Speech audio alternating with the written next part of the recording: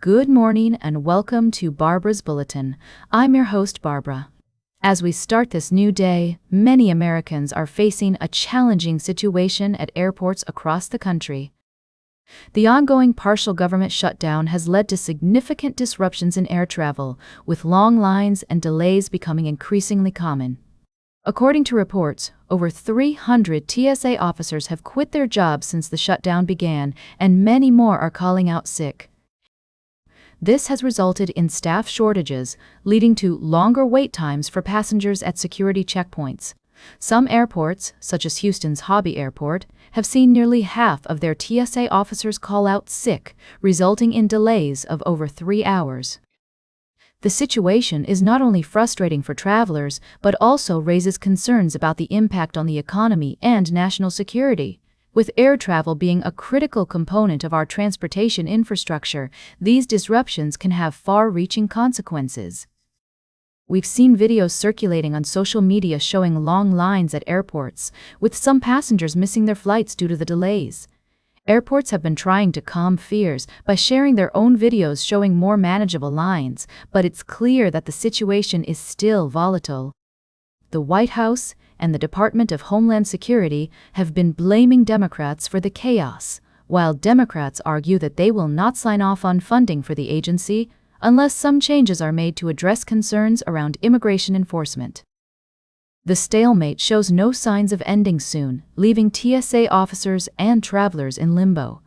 It's worth noting that once government funding is restored, TSA officers will receive back pay, but that doesn't help in the short term when many Americans are living paycheck to paycheck. Some airports have even organized food drives to support their TSA employees who are struggling to make ends meet. As we continue to follow this story, it's essential to remember that the impact of the shutdown goes beyond just air travel. It affects real people, families, and communities who rely on these services. We'll be right back with more of today's top news on Barbara's Bulletin. Welcome back to Barbara's Bulletin.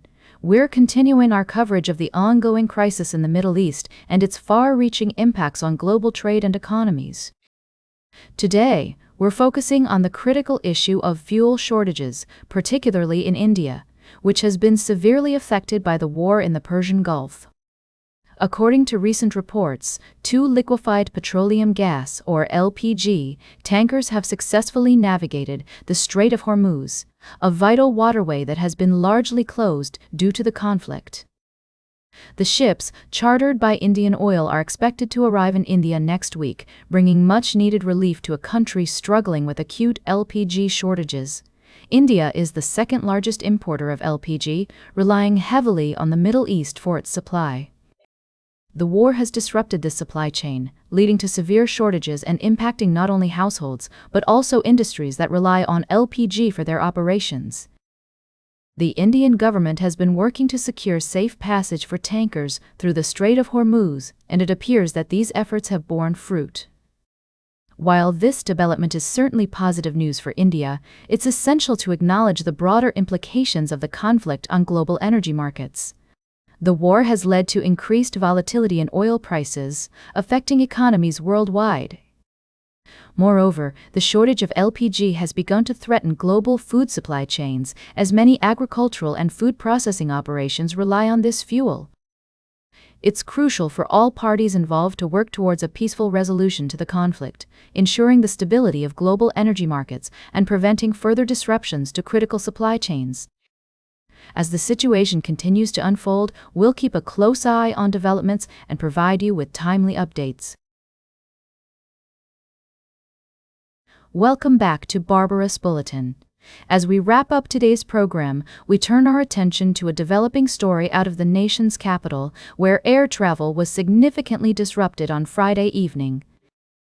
A ground stop was issued at 3 major airports in the Washington, D.C. area: Reagan Washington National Airport, Washington Dulles International Airport, and Baltimore Washington International Airport, due to reports of a strong odor at the Potomac Air Traffic Control Facility. According to Transportation Secretary Sean Duffy, firefighters from Fauquier County and Prince William County confirmed that there was no danger to air traffic controllers after investigating the source of the smell. It was determined that the odor was caused by an overheated circuit board, which has since been replaced. The ground stop, which lasted for nearly 2 hours, resulted in significant delays and disruptions to flights, with over 325 flights impacted at Reagan National Airport alone.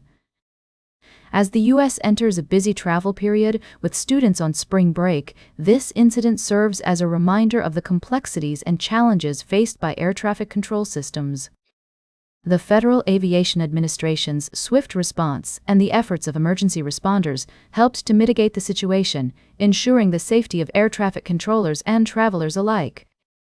This incident also underscores the importance of maintaining and upgrading our nation's infrastructure, including air traffic control facilities. As we move forward, it will be crucial to invest in the latest technologies and systems to prevent such disruptions and ensure the smooth operation of our air travel system. That's all for today's Barbara's Bulletin.